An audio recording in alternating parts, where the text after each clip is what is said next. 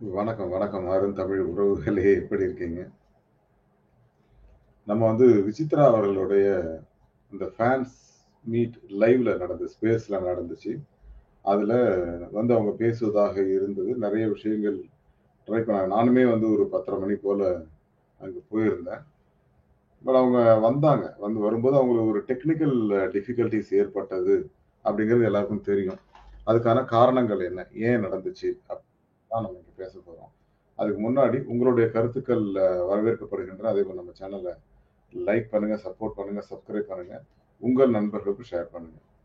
விசித்ரா அவர்களுடைய அந்த live space அ இ ஸ்பேஸ்ல அவங்க ரசிகர்களோட பேச வந்தாங்க. எல்லாருக்குமே தெரியும்.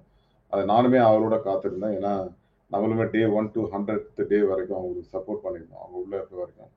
அதுக்கு காரணம் என்ன அப்டின்னா, எனக்கு யார் டைட்டில் வின் பண்ணாலும் சரி, நான் விசித்ரா அவர்களோட ஃபேன் பர்சனலா அப்படின்னு நான் நெறைய முறை சொல்லியிருந்தேன். நம்முடைய சேனல்ல நெறைய பேர் விசித்ராவுக்கு மாறுபட்ட கருத்துக்களும் பேசியிருக்காங்க. சப்போர்ட் பண்ணியும் பேசியிருக்காங்க. இப்ப பிரசன்னாவே மாறுபட்ட கருத்தையும் பேசியிருக்காரு நெறைய, சப்போர்ட் பண்ணியும் பேசியிருக்காரு. அந்த மாரி நெறைய பேர் இருக்காங்க. பட் நம்ம சேனல பொறுத்தவரைக்கும், யாராவது விசித்ரா பத்தி தவறாக பேசினாலோ, அல்லது தவறான தகவலை சொன்னாலோ, இம்மீடியட்டா நான் வார்ன் பண்ணியிருக்கேன். நெறைய நேரங்கள்ல நம்ம வார்ன் பண்ணியிருக்கோம். நெறைய சந்தேகங்களையும் நம்ம கிளாரிஃபை பண்ணியிருக்கோம். அது என்னோட டியூட்டி. எனக்கு பிடிச்சவங்கள யாராவது பேசினா கொஞ்சம் பிடிக்காது. நான் கோவமா கூட பேசிருவேன். அது நடந்திருக்கு. அதேபோல அர்ச்சனா நான் 2ண்ட் பிளேஸ்ல தான் வச்சேன். எனக்கு ஒரு ஒரு டாபிக் நான் அர்ச்சனா டைட்டில் வின்னராகவே இருந்திருந்தாலும், நான் அவங்களுக்கு 2வது இடம் தான் குடுப்பேன். விசித்ராவுக்கு தான் முதலிடம் அப்படின்னு சொல்லி நம்ம சொல்லியிருந்தோம். அந்த 100 நாட்கள் அப்படிதான் நம்ம பேசியிருந்தோம். அதுக்கப்புறமும் யாராவது விசித்ரா பத்தி தப்பா சொன்னா நான் அவங்கள்ட்ட கோவப்பட்டுருக்கேன், சத்தம் போட்டுருக்கேன். ஏன்னா அவங்க மேல இருந்த ஒரு தனிப்பட்ட ஒரு பாசம். ஏன்னா அதுக்கான காரணம் அவங்க அந்த ஃபர்ஸ்ட் டேல இருந்து எஜுகேஷன் இஷ்யூ பேசினதாகட்டும், மத்த விஷயங்கள் எல்லாத்தையுமே நம்ம எடுத்தோம். அவங்க 2 வாரத்துல அவங்க அ இந்த பிக் பாஸ் வீட்ட விட்டு போனா கூட, அதுவரைக்கும் நான் கடைசி வரைக்கும் அவங்களுக்கு நம்ம சப்போர்ட் பண்ணுவோம். அப்படின்னு நான் முதல் வாரமே சொல்லியிருந்தாங்க. அதுக்கான காரணங்கள் என்ன அப்படின்னா, அவங்களுடைய அந்த எஜுகேஷன் இஷ்யூ மட்டும் இல்ல. மத்த விஷயங்கள்லயும் அவங்க சொல்ற விஷயங்கள் நல்லா நடந்தது. அதேபோல இந்த என்ன சொல்றது, அந்த தினேஷோட கேப்டன்சில வெளியில உட்கார்ந்த விதம், அதேபோல முதல் வாரம் அந்த 5 பேர் வந்தாங்க இல்லையா? அந்த வாரத்துல அர்ச்சனாவோட தொல்ல தாங்காம, அந்த ஸ்மால் ஹவுஸ்லருந்து பிக் ஹவுஸ்க்கு தூக்கி எகிறி குதிப்பாங்க. அதெல்லாம் அப்சல்யூட்லி சூப்பர். ஏன்னா அதெல்லாம் நீங்க மறக்கவே முடியாது. அதாவது சித்ரா அவர்களோட அந்த கேம் அப்படிங்கிறது சாதாரண விஷயம் கிடையாதுங்க. அந்த மாரி யாருமே திங்க் பண்ணவே மாட்டாங்க. மாயா, பூர்ணிமாலாம் கதறுவாங்க. ஜோவிகா சொல்லுவாங்க, "ஏங்க இங்க வந்தா லைட் ஆஃப் பண்ணிடுவாங்க. ச சமையல கட் பண்ணி சமையல் கேஸ் கட் பண்ணிடுவாங்க. அ இதுக்கு எதுவும் குடுக்க மாட்டாங்க" அப்படின்னு சொல்லி, "இருக்கட்டும், பண்ணட்டும்" அப்படின்ட்டு போயிட்டே இருந்துட்டாங்க. ஸோ அந்த மாரி ஸ்டைல் ஆஃப் மூவ்மெண்ட் இருக்கு இல்லையா? அதெல்லாம் சூப்பர். அதேபோல அவங்க அந்த ஜெயிலுக்கு போக மாட்டேன்னு கார்டன்ல உட்கார்ந்தாங்க இல்லையா? பீன் பேக் போட்டு உட்கார்ந்தாங்க பாருங்க 2 பேரும். அப்ப அவங்களோட டாமினேஷன் தான் அங்க. இவரெல்லாம் பயந்துட்டாரு. என்னப்பா அது நம்ம கேப்டன்சியே ஆப்பு வச்சுருவாங்க போல இருக்கு. அதுலேருந்து தான் அவங்க மேல அவருக்கு பெரிய கோவம். யாருக்கு? தினேஷுக்கு. எனக்கு தினேஷ் 1 மணி நேரம் இல்லங்க. ஒரு நாளைக்கு ஒரு 3, 4 மணி நேரம் விசித்ரா அவர்கள பத்தியே கம்ப்ளைண்ட் பேசிட்டு இருப்பாரு. நம்ம நெறைய விஷயங்கள் அத பத்தி பேசியிருக்கோம். நெறைய சொல்லியிருக்கோம். பட் அந்த மாரி விஷயங்கள் அவர் சொன்னதுனால தான் அவர் மேல எனக்கு கொஞ்சம் வெறுப்பு வந்துச்சு. தினேஷ் மேல ஒரு அந்த ஃபர்ஸ்ட் வீக் கேப்டன்சில நல்லா தான் இருந்தாரு. அதுக்கப்புறம் அவரோட மனநிலை மாறுச்சு. அவங்க சுகர் திருடினதுன்னு சொன்னதாகட்டும், திருடின்னு சொன்னதாகட்டும், அதுக்கப்புறம் அதுல இந்த மாயாவோட கப்புல கரப்பான்பூச்சி இருந்தது. அது வேற கேமரா கிட்ட காட்டிட்டு கழுவுனாங்க நல்ல வேள. அப்படி அவங்க கேமரா கிட்ட காட்டலன்னா, நம்மளும் நம்பிட்டு இருப்போம். அவங்க அப்படிதான் எடுத்து சாப்பிட்டாங்க போல இருக்கு, இல்ல வேற ஏதோ பண்ணிட்டாங்க போல இருக்குன்னு நம்ம நெனச்சிருப்போம். ஸோ இந்த மாரி அவர் விசித்ரா அவர்கள் மேல தப்பே இல்லாதப்ப கூட இவரு நம்ம தினேஷ் அவங்கள குற்றச்சாட்டு சொல்லிட்டே இருப்பாரு. அதேபோல அர்ச்சனாவுமே புரிதல் இல்லாம அந்த இடத்துல என்ன சொல்லுவாங்க அப்படின்னா, ஒரு விஷயம் சொல்லுவாங்க. நீங்க உண்மையா இல்ல. நீங்க ஃபேக்கா இருக்கீங்க அப்டின்னாங்க. ஏங்க அவங்க அந்த 2 வாரம் உங்களுக்கு அவ்வளவு சப்போர்ட் பண்ணல அப்டின்னா, நீங்க ஒரு வெற்றியாளராவே மாறி இருக்க முடியாது அர்ச்சனா. அதுதான் ஃபேக்ட். அந்த ஃபேக்ட்ட தான் நம்ம சொல்றேன். அதனால தான் நான் விஜய் அவர்கள பிடிச்சிருந்ததுக்கு காரணம் எல்லார்கிட்டயும் உண்மையா இருந்தாங்க. ஒரு சின்ன விஷயம் சொல்றேங்க. கூல் சுரேஷுக்கே பிரச்சனை. கூல் சுரேஷோட சண்டை. அவர்கிட்டயே போய் சமாதானமா பேசிட்டு இருப்பாங்க. அந்த பிரதீப் சண்டையில கூட. அதுக்கப்புறம் பார்த்தீங்கன்னா, விஷ்ணு கேப்டன்சில பயங்கர பிரச்சனை. அப்பலாம் கூட ஏதோ உங்க பெட்ல உட்கார்ந்துருப்பாங்க. அந்த மைக் எடுத்து வந்து குடுக்கும்போது ஒரு இஷ்யூ நடக்கும். அது கூட சண்டை போடுவாங்க. ஆனால், அதுக்கு அடுத்த நாள் கமல் திட்டுன உடனே அவர் போய் உட்கார்ந்து அழுதுட்டு இருப்பாரு இல்லையா? அந்த இடத்துல 3/4 மணி நேரம் அவர்ட்ட பேசுவாங்க. ஸோ அந்த மாதிரி ஒரு மனசு இருக்கிற ஒரு நபர் அவங்க. அந்த அந்த புரிதல் வந்து நிறைய பேருக்கு இல்லைங்க. அவங்க ஏதோ ஃபேக்கா இருக்காங்க அப்படின்னு நினைக்கிறாங்க. அப்படிலாம் கிடையாது. பிராவோ கூட அந்த இது அப்போ ஒரு ஸ்டார் குடுப்பாங்க இல்லையா? அது நான் குடுக்குறேன். ஏன்னா எனக்குமே அந்த மாரி பிரச்சனை இருக்கு. எனக்கு அந்த வலி தெரியும்னு தான் அவங்க போனாங்க. அதுல வந்து நீங்க ஃபேக்கா இருக்கிறீங்கன்னு அர்ச்சனாவுக்கு பாடம் புகட்டி தினேஷ் அவங்கள ஃபேக்கா இருக்கீங்கன்னு பேச வச்சாங்க. இப்ப அந்த இதுல அது என்ன அந்த ஸ்டார் 5 ஸ்டார் கேம்ல. அந்த மாரி நெறைய விஷயங்கள் அவங்களுக்கு எதிராக நடந்தது, நடத்தப்பட்டது.